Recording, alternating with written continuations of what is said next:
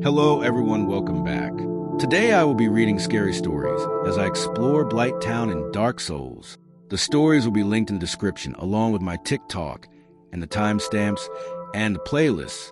If you enjoy videos like these, remember to like and subscribe. That being said, sit back, relax, and enjoy the video. Your face. You're practically hollow. But who knows? Today, my son broke character at the breakfast table. He wasn't acting like himself. He wasn't fighting with his siblings, who were unusually quiet. Callie sat silently, pushing her breakfast around her plate. There was no brutal fight to the death over the bathroom. No constant bickering about cereal. Zach wasn't kicking his siblings under the table to start arguments. And I didn't have to shout once. It was far too quiet. Jonas. I spoke up, looking up from my iPad. It was too quiet, which meant my children were either sick or something was brewing. Jonas, my eldest at 16, was usually the instigator, but he couldn't even look me in the eye. What's going on? I set down my iPad and across the table. Zach flinched, gaze glued to his bowl of untouched cereal. Callie ducked her head, thick brown strands hanging in her face. I knew this stance. I knew my children, too quiet and guilty. Just like 5 years ago when they shattered my mom's vase, playing the floor as lava, they'd broken something. I sighed, noticing the atmosphere. Jonas and Zach were clearly trying to stay silent. And Callie was one squeak away from singing like canary. All right, as long as it's not your grandfather's urn. I don't care what you've broken, as long as you fix it. Dad's hurting us. At first, I didn't even hear my son. I was too busy reaching across the table and grabbing maple syrup for my pancakes. But then he said it again, stabbing his fork through his breakfast. His voice choked up. Dad's hurting us. Zach said, snapped up, narrowed eyes glued to his brother. Frightened. What are you doing? He hissed. Zach straightened up with a tense smile. It's okay, Mom. Jonas is just... he's hurting us. Jonas whispered, curling into himself. His eyes found mine. Hollow, broken. How did I not notice? How did I not see the shadows under his eyes? The agony crease between his brows? I'm not staying silent anymore, he whispered. You too can, but I'm not. Jonas glared down at the table. I fucking can't do this anymore. He broke into sobs that immediately broke my heart. I stood and aimed to wrap my arms around my son. But the second I touched him, he flinched away, eyes wide, almost feral. He shoved me back, diving to his feet. No, get away from me. Ignoring him, I wrapped my arms around him. And after fighting me, screaming and sobbing at me to get away, he melted into my shoulder, sniffling. I stayed very calm, but my chest was aching. I pulled away from the hug, trying to smile. Show me, I said, steadying my voice. I couldn't scream. If I showed my children I was scared, I would scare them. Mom, Callie spoke up. Callie, stay here. I said, you too, Zach. I turned to my son. Tell me everything, okay? Everything, sweetheart. I grasped his shoulders. I'm not mad, and I promise I believe you. Jonas nodded and ran upstairs. I followed him on shaky legs, my heart in my throat. Jonas led me inside his room. He shared with Zach. When you go to bed, Dad comes in our room and makes sure we're restrained. Jonas lifted up his pillows, and there, looped around his bed frame, were chains. Jonas turned to face me. Ever since we tried to run, he's chained us to our beds. You tried to run away? I choked out. Why? Thick bile crawled up my throat when my son stepped in front of me. His expression crumpled.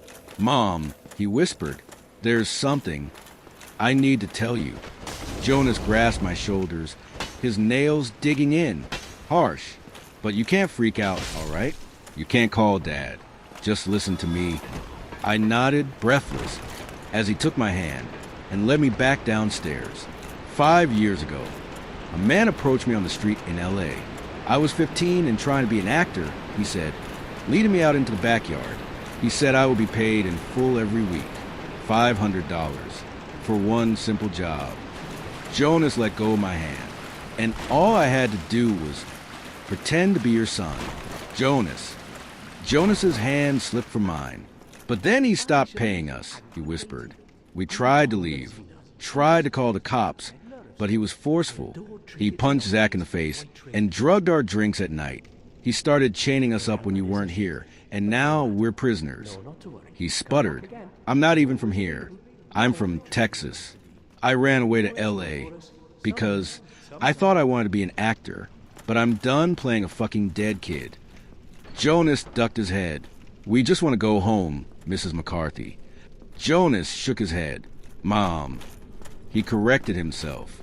So, we're gonna go. Zach's voice startled me. He was standing behind me, grasping hold of Callie's hand. I'm sorry for your loss, he whispered. But we're not your children. He nodded at Jonas. Get your shit, Jack. We're going. Jonas nodded. He gave me a quick hug. Thank you for saving us, he said. And I'm sorry for your loss, Mrs. McCarthy. I stood, numb, as the three of them started toward the fence. And I was reaching into my jeans and pulling out my gun. Something inside me exploded, and I let out a shriek of laughter. I started forwards, pressing the gun into my sweet daughter's head. Stupid kids. I spoke through gritted teeth. I wasn't losing them again. I buried my children once. Never again. Your father ran the auditions, I said, clicking off the safety. I lowered the barrel to Callie's calf. Run, and I'll cut off your legs. They froze, and I took pleasure in my next words. But who do you think chose you? An emergency alert is only being directed at me. This all started about a week ago. I had been at work stacking pallets when my phone went off. The noise itself wasn't too odd, just a regular prolonged buzz of emergency alert that makes you sit up a little straighter and heightens your senses a bit. What was odd was the fact that it was only my phone that had gone off. Usually, when this kind of thing happens, you can pretty much hear a full string of the sound in a wave that crashes across the entire room, jumping from one phone to the next until all you can hear is that specific buzz burrowing into your eardrum. I glanced around the warehouse, expecting to see others looking down at their phones, concerned. But they were all just working, continuing to pull their pallet jacks around while their eyes maintained almost lifeless expressions. Scratching my head a bit, I kind of just shrugged everything off and reached to pull my phone from my pocket. I read the message in my head and felt my heart flip-flop as my eyes landed on the final word. This is a message from the National Wireless Emergency Alert System. They know what you did. You are being observed. Leave work immediately and await further instructions. My head shot up from my phone. For a moment, I thought that I was having a relapse. I was doing so well. They discharged me from the hospital nearly 3 months ago. I was terrified that all of my progress was going down the drain. That is until I noticed it seemed like every pair of eyes had fallen upon me. Everyone just stared at me as though I was an alien from another dimension. Their lifeless expressions were now gone and had been replaced by looks of malice, like I had personally insulted each of them by taking up space. Their stares overwhelmed me, and I crept slowly back toward the exit. As I pushed through the exit door, my pace turned to jog as I scurried toward the bus stop. My eyes remained fixed to the ground as I ran, and they didn't come up again until I reached the stop. I sat on the bench, rocking back and forth as my anxiety rose and felt like a heartbeat.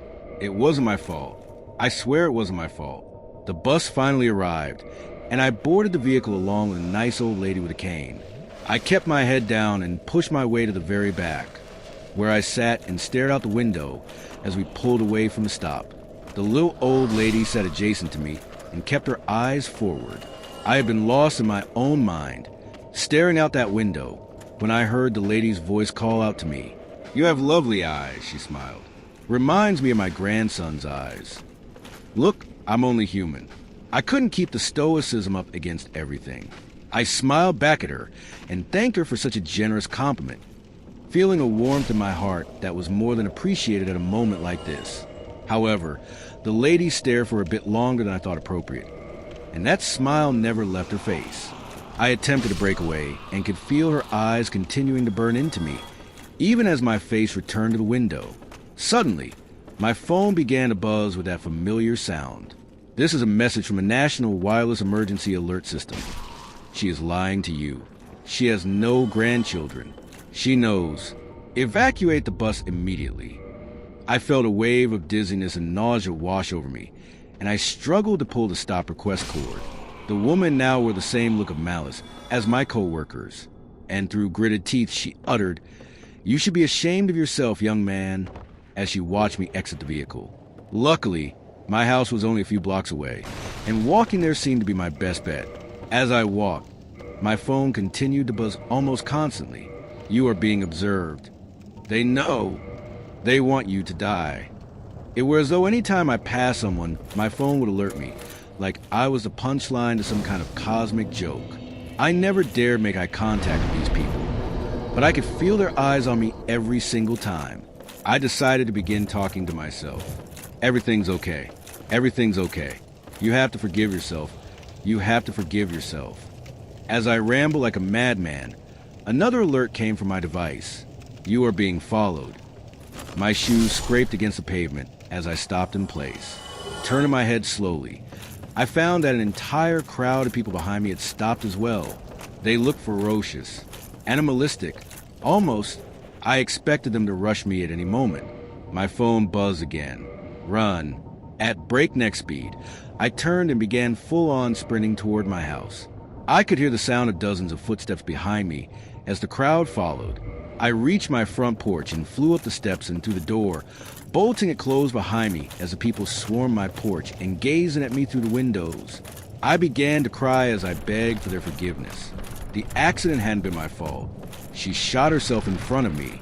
I was traumatized. The courts found me innocent. I hadn't done anything. They had to understand that. I wasn't the best partner, I know, but I'd never murder somebody, let alone the love of my life. I know I could have done more to help her. I could have saved her that day. I could have done a lot of things, but the choice to kill herself was hers, and hers alone. As the people stared at me, rage and hatred plastered on their faces. My phone buzzed again. They know what you told her to do. As I said, this all happened about a week ago.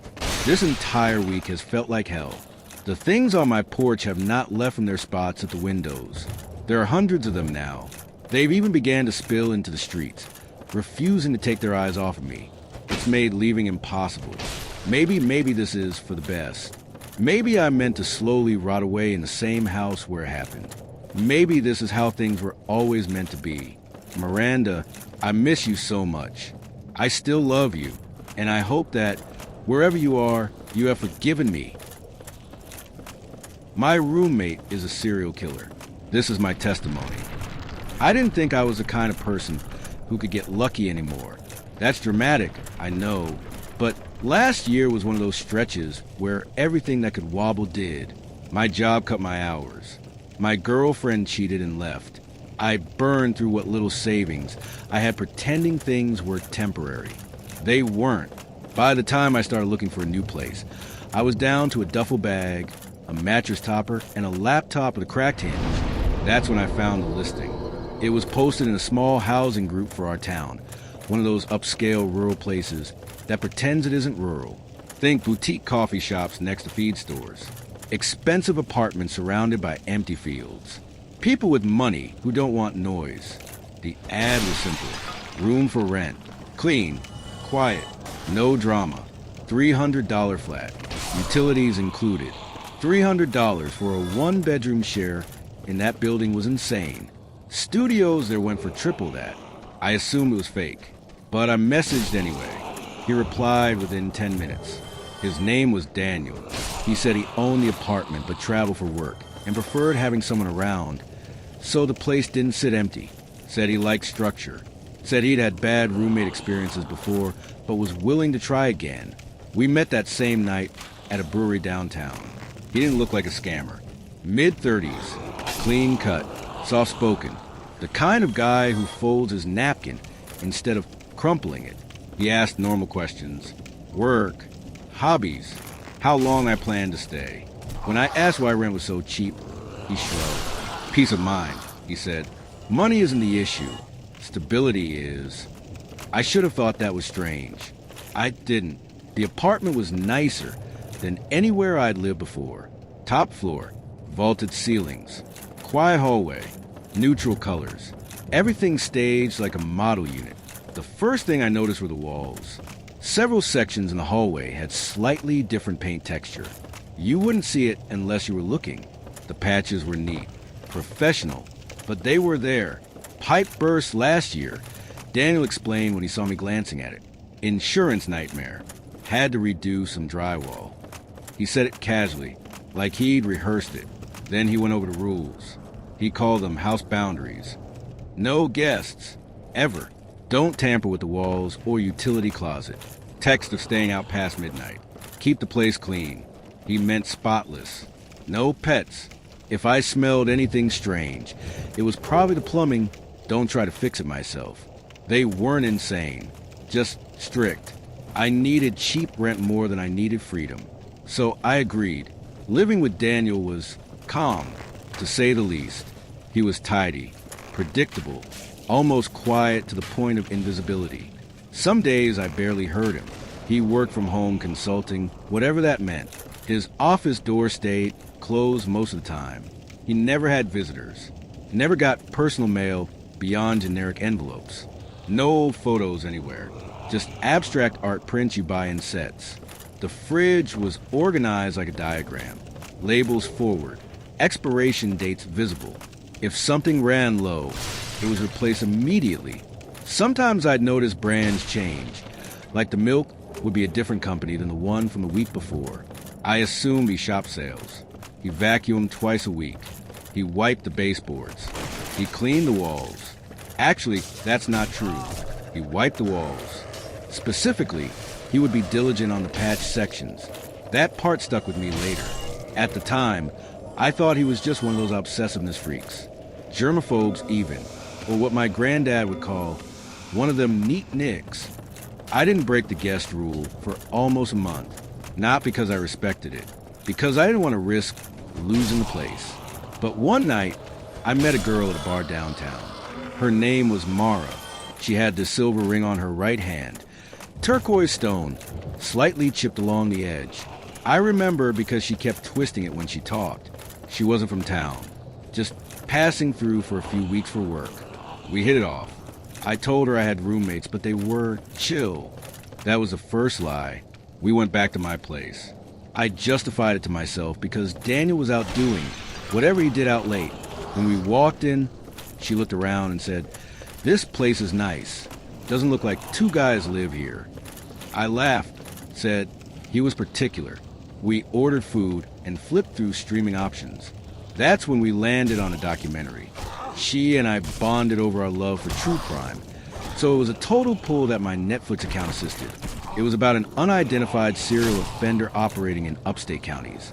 The media called him the vacancy squatter. I remember joking that the title sounded like a rejected horror movie.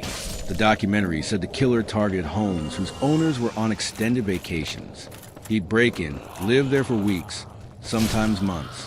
The interior would remain almost untouched, except for subtle differences. Groceries were placed with different brands. Furniture shifted by inches. New drywall patches discovered months later. The theory of this killer was he would aim for sex workers. For several women in different counties would go missing. Those disappearances weren't immediately linked at first. One homeowner never came back from a supposed trip. Authorities are still looking to find who this killer is. But the documentary was more of a speculative hit piece than any conclusive case. After it was over, Mara and I debated if all those killings, 8 is what they said, are really linked to one killer or just separate incidents. Mara nudged me. "Imagine watching this in a stranger's apartment," she said. I told her she was paranoid. She sat up and went to use the bathroom. A moment later, that's when I heard a knock coming from the hallway. I turned with a slight race in my heart to see she was tapping on the drywall with her tongue sticking out, just playful. But then she asked after tapping again, "Why does that sound hollow?" she asked. I froze, remembering Daniel's rules. But oddly it did sound hollow, not like insulation, like empty space. Daniel's bedroom door opened. I'd never seen him move that fast. He stood there, face blank. Not angry, not confused, just blank. "Who is this?" he asked calmly. I started apologizing immediately. saying I thought he was out and wouldn't hurt to bring someone over. Mara smiled awkwardly and said she was just heading to the bathroom. She walked down the hall. Daniel didn't take his eyes off me. For the first time, I noticed something different about them. They weren't cold. They were calculating. I don't like unpredictability, he said softly. It disrupts structure. I told him it wouldn't happen again. He nodded. It won't, he said with a straight glare. Then he went back into his room. She came back minutes later. Well, he's Mr. Sunshine, isn't he? She whispered. To shake the awkwardness, I recalled that she mentioned about her love for vintage items. I told her I had an old pocket watch and told her I'll go grab it. She smiled and took a sip of her beer. I excused myself and headed to my room. It took me a while to find it, but after digging into my drawers, I found it. Returning to the living room, I froze midway in the hallway. She was gone. Her purse was gone from the counter. Her jacket gone from the chair. I felt stupid first, then confused. I checked my phone. No message. I walked into the living room. Daniel was sitting on the couch like nothing happened. She left, he said without looking at me. What? She said she needed to get rest, for she had worked early in the morning. That didn't make sense. She didn't seem to dash. Dude, I'm gonna be real with you. Don't think she wanted to tango with your mango, if you catch my drift. That was the longest sentence I heard from Daniel. Didn't think he was capable of it, honestly. But after he let out a sigh and shrug, he turned over to meet my gaze. Hey man, sorry for cock-blocking. Some people avoid confrontation, so don't take this rejection to hard, buddy. I don't know why that embarrassed me, but it did. I texted her a couple times. No reply. I didn't know her last name. Didn't know where she was staying. By morning, I convinced myself she ghosted. It happens, right? About a week later, I started noticing a smell. I was gone for work, getting overtime hours for 2 graveyard shifts, but when I returned to the apartment, it hit me like a crude awakening. It wasn't constant, ever so faint, but noticeable when you walk in. Sweet, metallic. I assumed it was a trash. Then plumbing. Then maybe something dead in the walls. Maybe a rodent. Daniel's demeanor changed too. He was a lot more joyous, if that even makes sense. He was happy to see me back and asked how work was. When I asked him about the smell, he said it was old pipes reacting to the humidity. He'd call maintenance. They'd look at it for him before. After I came home from another graveyard shift, the smell faded, then came back stronger. I noticed a new patch in the hallway. Fresh paint, perfectly blended. I didn't remember it being there. I figured that's where the source of the problem was. Strangest thing happened. A woman approached me outside my job. Mid-30s, tired eyes, holding a printed photograph. Do you live at the Riverstone building? She asked. I hesitated. Sure. I remarked in a tired tone but hesitant. She showed me the photo. A man who looked like Daniel, but heavier, slightly older. This is my brother, she said. Have you seen him? I told her I lived with Daniel. She went pale. My brother's name is Daniel. I laughed nervously. Yeah, my roommate too. She stared at me. My brother hasn't answered his phone in 2 months. Something in my stomach shifted. I told her she must be mistaken. She asked for the apartment number. I didn't give it. Girl, what? She begged me to ask Daniel to please reply to her. She misses him. That and something about their father is terminally ill. That night, I asked Daniel about it. He sighed like I'd annoyed him. Family drama, he said. My sister exaggerates. I've been distancing myself. He smiled gently. Don't let unstable people shake you. I wanted to believe him, so I did. The smell got worse after that. Thicker, lingering. Daniel started burning candles, cleaning more aggressively. Then one morning, he told me he was going to go visit family out of state. He packed light, left quietly during the night. He didn't come back. A week passed. Another went. Rent was coming, and I texted him if he was coming back, or he had left his half for me to pay the rent for the month. Then 3. The smell didn't fade. It grew. I called my friend and told him about my situation. How I suspect that my roommate just left me to rot. Asked if I could crash for a while for the smell was getting to me. between the sister showing up and Daniel disappearing. Something felt incredibly off. I started packing. While pulling my bed frame away from the wall, I dropped my phone. It slid under a loose floorboard. I knelt down to retrieve it. The board lifted too easily. Underneath was plastic sheeting, duct tape, and a small object caught in the corner. Silver. Turquoise stone. Chipped along the edge. Fuck. My hands went cold. My ears started ringing. Not loud, just a thin, steady tone like pressure building behind my eyes. I didn't think. I stood up too fast and hit my head on the edge of the bed frame. I barely felt it. I turned toward the wall behind my bed. I don't know what I expected. Blood, stains, something obvious. Instead, it looked normal. Too normal. The paint was smooth, slightly glossier than the rest of the room, but only if you were looking for it. I stepped closer, pressed my knuckles against it. It didn't thud like drywall packed with insulation. It echoed, hollow. I pressed harder. The smell hit immediately, not overwhelming, not like rot in the open air. It was thick, sweet, metallic, close, right there, behind where my head had rested every night for the past month. I staggered back and gagged. My hand was still clenched around the ring. I ran out into the utility closet, which smelled faintly of cleaner and something older beneath it. Metallic, damp, shelves lined the back wall, neatly arranged bottles of bleach, contractor-grade trash bags, replacement light fixtures still in packaging. But lower down, tucked behind a plastic storage bin, were tools that didn't match the rest of the apartment. A hacksaw, a rubber mallet, a short-handled sledge, heavy-duty shears. None of them dusty, none of them old. I don't know what made me carry the hammer back to my room. I told myself I just needed a look, just enough to prove I was overthinking. The section of wall where Mara had tapped sounded wrong now that I was listening for it. Too hollow, too thin. The first hit barely dented it. The second cracked through the drywall with a dull snap. Dust drifted down onto my shoes.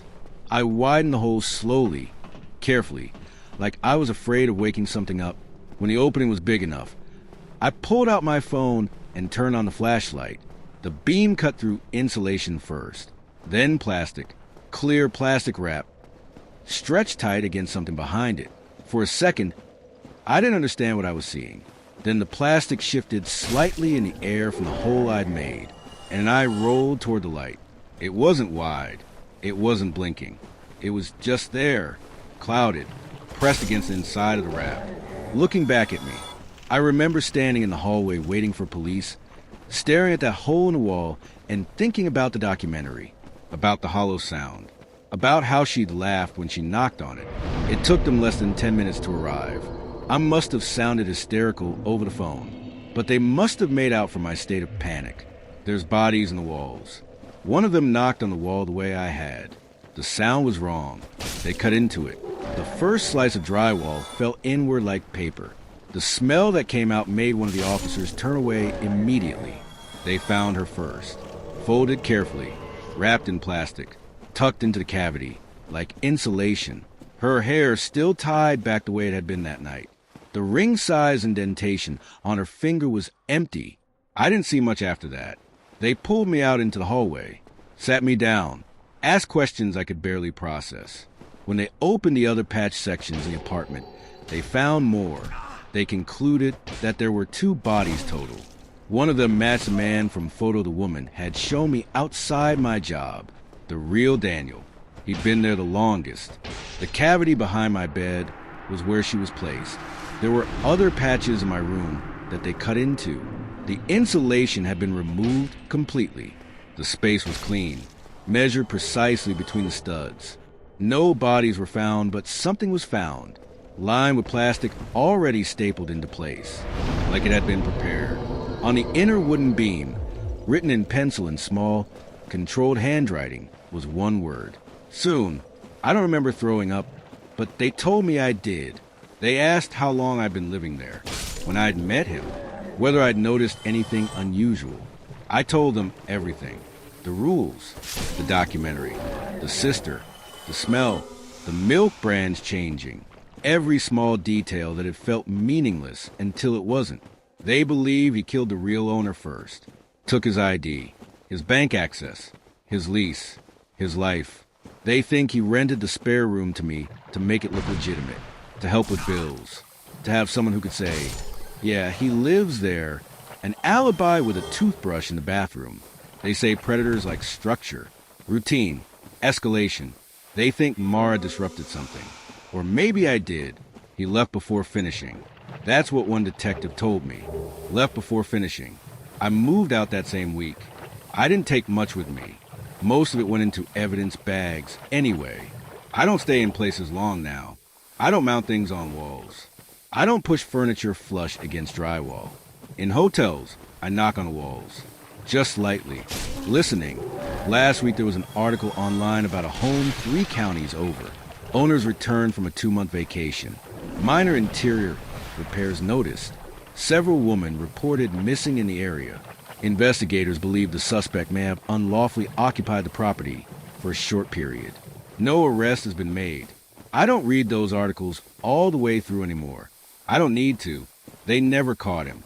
He's still out there, and I was his roommate. Return to the sender to confirm delivery. Have you ever wondered about the mail of previous tenants you receive in your mailbox? People who have spent most of their adult lives as tenants might relate better to that statement.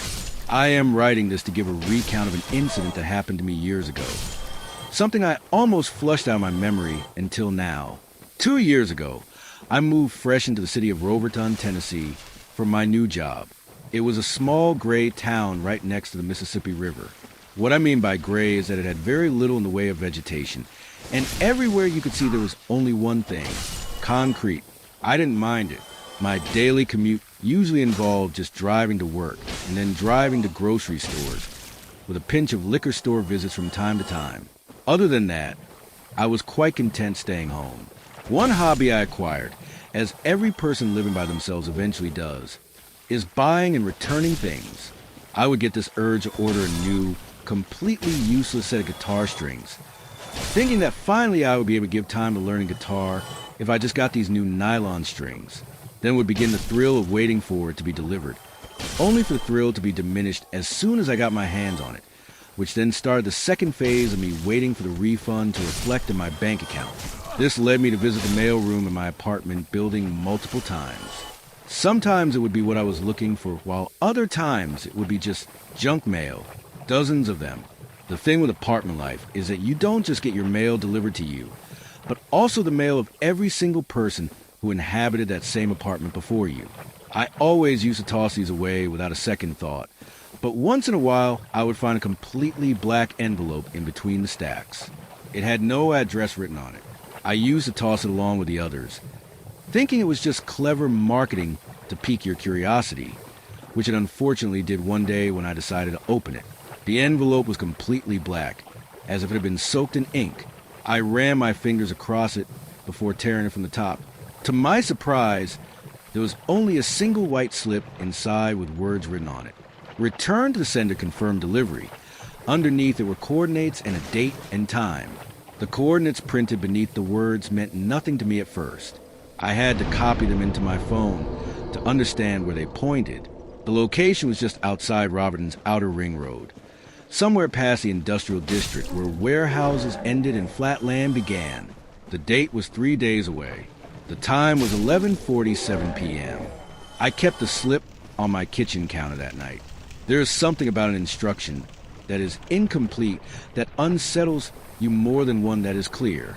If it had said meet here, I would have dismissed it. If it had demanded something specific, I would have ignored it.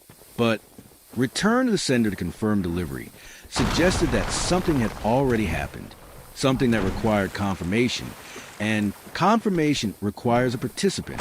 Over the next 2 days, I found myself thinking about it more than I expected, not obsessively, just in the background, the way a song lingers after you hear it once. I checked the envelope again to see if I had missed anything. There was no watermark, not even any indentation from the pen pressing too hard. On the third night, at around 11:10, I told myself I would at least drive past the coordinates, just to put to rest. The roads outside Riverton thinned out quickly. Concrete gave way to gravel. and streetlights became occasional. The Mississippi sat somewhere beyond the darkness, but I couldn't see it at night. I only saw the sense of the open space between. The coordinates led me to a narrow stretch of field bordered by a low wire fence. There was a single flashlight on the ground some distance away from the road, its light flickering intermittently, barely visible. I parked by the shoulder and stayed in my car for several minutes while the engine kept running, hindering the silence of that place. Eventually I stepped out, taking the envelope with me. The grass was short and dry, crunching softly beneath my shoes. The air smelled faintly metallic, as if rain had passed earlier, though the ground was not wet. The cardboard box was already there next to the flashlight. It did not look placed with care. It looked as though someone had simply set it down and walked away. On its top surface, written in deliberate black letters, were the words, "Return to sender." I stood there longer than I should have, half expecting someone to emerge in the dark and explain that this had all been a misunderstanding. No one did, so I slid the envelope inside and dropped the box. It made a hollow sound as it landed. I waited a few seconds more, as if something might happen immediately, but the night remained unchanged. I walked back to my car and drove home feeling foolish, mildly embarrassed by my own participation in what I was certain had to be some elaborate prank. Nothing happened for a month after that. In fact, the longer nothing happened, the more convinced I became that I had imagined the strangeness of it. Work resumed its routine dullness. My guitar strings arrived and were returned unopened. Riverton continued being gray and indifferent. Then one afternoon, tucked between a credit card offer and a grocery flyer, there was again another black envelope. I did not open it immediately this time. I carried it upstairs and placed it on the table. I remember noticing how normal everything else in my apartment looked. The sink had dishes in it. The television remote lay crooked on the couch. Sunlight filtered through blinds and thin, dusty beams. The envelope sat in the middle of all of that, indifferent to all of it. Inside was a slip with only one word, "Delivered." Below it, new coordinates were written out in same font, with new date and time. I told myself I would not go, but the curiosity that drives you to open packages you do not need also drives you to seek closure where there is none. On the designated night, I found myself driving again toward the outskirts of the city. The same flashlight laid in the middle of a different grassy land, different yet somehow familiar in its silence. Next to the flashlight, the same cardboard box laid. I could tell it was the same one because of the identical scratches and folds. But this time the words were not there, only a thick streak of black marker in their place. I noticed a slight indentation in the ground beneath the weight. I lifted it, and it was undeniably heavier. The box was sealed loosely with tape along one edge. I peeled it back slowly, and inside was a clear plastic zip bag, thick and transparent, the kind used for storing food. Moisture clung to the interior surface. On the outside of the bag was a printed label, "Best before, September 17th, 24. I will not describe it in unnecessary detail, as I also have tried my best to forget it. It was a human hand. It looked recently severed, cleanly cut with no obvious decay. The skin tone was pale, but not discolored. I stood there holding the bag. There is a peculiar stillness that accompanies shock. I did not scream. I did not drop to my knees.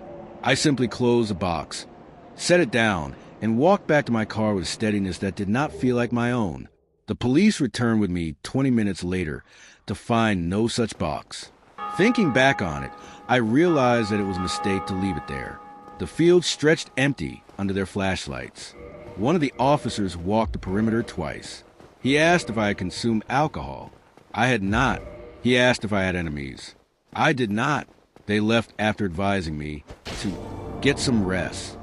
In daylight, I drove back alone, to find nothing unusual about the place. There was no evidence of a severed human hand being right there where I stood, and no amount of daylight could make me see what wasn't there. It is difficult to argue with an absence. For weeks afterward, I checked my hands compulsively. I examined my fingers while brushing my teeth. I pressed my thumb into my palm as if to confirm attachment. I avoided the mailroom entirely. Eventually, I moved, not because of the incident. At least that is what I told myself. A better job offer came through. A different city with more trees, and less concrete this time. 2 years passed since then, and time is a way of sanding down even the sharpest memories until they feel imagined. Last week, I went down to my building's mail room to retrieve a package. The room is brighter than the one in Riverton. There are windows near the ceiling that let in afternoon light. People leave their outgoing mail stacked on a small table by the entrance. As I sorted through my box, I noticed a pile on that table belonging to someone else. Bills, a catalog, a padded envelope, and among them, resting quietly as though it belonged there, was a completely matte black envelope. There was no name or address on it. There was no explanation for it. I did not touch it. I stood there longer than I care to admit, watching the door as if expecting its owner to appear. Eventually, someone did. A man I have seen in passing, but never spoken to. He collected his stack casually and left. The black envelope went with him. I have not seen him since. I do not know whether he opened it. I do not know whether he drove to the coordinates. I do not know what was waiting inside his box. What unsettles me is not that it followed me. It did not. What unsettles me is that it never belonged to me at all. It is a service which operates quietly. It requires confirmation, and someone else has just confirmed delivery. I do not know what to do with this information.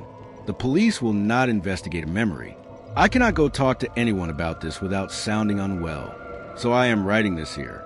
If you receive mail that does not belong to you, toss it. And if one day you find an envelope that does not belong to anyone at all, do not let your curiosity answer it. How am I pregnant again? My 50th birthday was in a week, and I was so excited for my party. My children, now in their 20s, were coming home from college, and the idea of seeing them after a whole year was warm. I'm nothing without my kids. When my babies left home, I felt lost. Yes, they sent texts and called and sometimes came to visit, but it wasn't enough. I felt like part of me had jumped into the Uber with their bags and faded into oblivion. I never wanted kids. Initially, the thought of them was a burden to my younger self. But then came Jay. He came out of nowhere. No pregnancy symptoms, no vomiting, just my belly blowing to the size of a balloon overnight. I was 22 and head over heels for my now husband. I was also stupid. Protection no longer existed. Neither did abortion, unless I want to go down the back alley route. Multiple back alley abortions ended in women bleeding out, or worse, being caught for attempting. My husband felt differently. He did want a child. So, I was stuck with a baby growing inside me that I didn't want. For most of the pregnancy, I barely interacted with my bump. I was ready to give it up for adoption. Part of me wanted it to die. I didn't want it. How could I give a life and raise something I didn't want? Wasn't that cruel? When Dr. Mark scanned my belly with a big smile and said, "Congratulations, Mara, it's a healthy baby boy," I hauled myself off of the observation table and told him to go fuck himself. But then I met my son.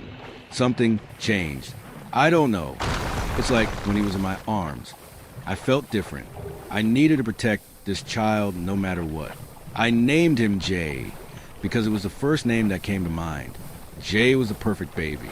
He never screamed, barely cried, always nestling his tiny head in the crook of my shoulder. I wasn't expecting to get pregnant so soon after. Just like with Jay, I woke to find my bulging belly hanging over my pajamas, which was crazy because I didn't remember having sex. I said it was too uncomfortable, especially just after having Jay. My husband agreed. So we hadn't had sex in months. I thought it was just added weight, but my doctor confirmed I was pregnant. I wasn't just pregnant. My ultrasound later in the pregnancy showed 2 bodies, 2 hearts. I was pregnant with twins. Unlike my first pregnancy, I was thrilled. Jay was a toddler. So he helped me paint the spare room for his twin sisters, and the pregnancy itself was surprisingly easy. I didn't need any oxygen, delivering 2 perfectly healthy baby girls. I was so happy. I was content with my 3 babies. Jay, Olive, and Rosie. Jay was jealous of the babies at first, but grew attached to them as they began to grow. When Jay turned 5, I felt pregnant again. My 4th child came very quickly. Too quickly. I hadn't had sex in years. So how could I be pregnant again? Dr. Marks seemed unfazed, insisting some women were prone to it. I barely delivered baby Abigail. Another girl, my body exhausted, my bones aching, with baby Abigail in my arms. I told myself I was done. No more babies. My body couldn't physically and mentally take it. Thankfully, I had no more children. My 4 babies grew up into beautiful, talented adults, and now they were coming to see their old mom. With my husband away collecting them from the airport, I headed into the attic to find the party decorations, but in the box were the happy birthday banners. Sat several tapes I didn't remember. There was our wedding tape, of course, but the others were blank. No names. Inserting the first tape into an old VCR, I watched the screen flicker through buzzing static before landing on an image of my husband's smiling face. "I want to show you these one day," he whispered, his eyes glinting. "Do you remember when you told me you didn't want kids, sweetheart? Well, I can fix that." Something ice cold ran down my spine. Behind him, I could make out my younger self sleeping. He advanced toward me, holding up a syringe. "It's just anesthetic. Don't worry, it won't hurt." I watched my husband slide the needle into my arm, stroking his hands through my hair. "Go to sleep, honey," he whispered. "I'll make our family." He moved toward the camera and grabbed something sharp, a scalpel. "Here he is," he whispered, dangling a plastic bag filled with bloody fluid, a bulging mass weighing it down. I could see the head, the body, arms, and legs. Something sour filled my mouth. He peered at the bag, swinging it around with a laugh. This one is a boy, I think. You're gonna love him, Mara." He straightened my pillow. "I know you said you'd never want them, but I want 5 children from you. Don't worry, Dr. Marks told me exactly what I need to do." I watched my husband slowly cut my stomach open, blood soaking the sheets, and with a wide grin implant the thing J inside the cavernous hole he sliced into my stomach. Tape 2 was exactly the same. The twins. Tape 3 with my darling Abigail. I ejected it and threw the tape at the wall. I didn't get pregnant. He physically put them inside my fucking stomach. When he returned home, I wore a brave smile for my kids. But they're not my kids. My stomach has been hurting for days. I thought it was food poisoning, but I can't help wondering. My stomach is starting to balloon. I thought it was for sure a food baby. It can't be, right? Not at 50 years old. Oh God, am I pregnant? The New Protein Initiative. Back in 2021, things were so chaotic with the pandemic that a lot of weird stuff got overlooked. Like this USDA inspector in Nebraska who found some unclassified biological matter in what was supposed to be pork trim. The report just got filed away under all those emergency rules, and nobody followed up. I think around then, too, a virologist at the CDC noticed something off in livestock tests. Human albumin traces in beef samples. She said, probably just cross-contamination. But her email trying to ask about it came back undelivered because of some restructuring. It feels like by 2022, people in agriculture started talking more about supply chain resilience in these white papers. Subsidies went to a few startups focused on high-yield protein stuff. Vita Corp got this no-bid deal to fix up old poultry plants with freeze-drying machines. Their patents talk about tenderizing enzymes and keeping myoglobin stable at different pH levels. And oddly, their permits allowed for medical waste disposal. Why would that be needed for meat processing? You know, Lauren, my wife in the story, she worked those late shifts checking hospital morgue shipments. She started seeing things not adding up. Bodies marked for cremation would disappear from the logs, then show up again with different codes, and no ash reported. When she wanted to check the records more closely, her access got cut off. That week, her boss left this cooler in the break room, ribs from the USDA, or something as a thank you. They had this metallic taste, kind of off-putting. The news kept it simple for everyone. Stories about ranchers hit by drought, empty lots, and a huge avian flu problem, blaming climate and global trade issues. But behind that, the FDA rushed through GRA approval for biofortified protein isolate. The application was massive, thousands of pages, with one footnote saying the source material skipped regular livestock checks under some public health law. Social media got clamped down hard. This butcher in Ohio, went live cutting into prime cut shipment and found what looked like a human bone, a vertebra maybe, account gone in minutes. Reddit posts digging into USDA manifest vanished as misinformation. Even epidemiologists who wrote about prion and ground beef had their paper pulled by the university over data problems. Come 2024, stores had beef limited to 2 pounds of family per month. But the freezers were full of these federal premium blends, all shiny packages, saying 50% more iron, Patriot protein, or whatever. Nutrition facts showed crazy high B12 and zinc levels, not normal at all. At dinner, parents would pause before dishing out the cheap meatloaf made from that stuff. Kids just ate it up, no clue. Ads everywhere pushing a sustainable future on your plate. You look at the oven, timer at 3 minutes. The smell hits you, rich and coppery, almost alive in a way. Outside on the street, a black van sits there idling. You hear the refrigeration humming. It seems like it's waiting for something.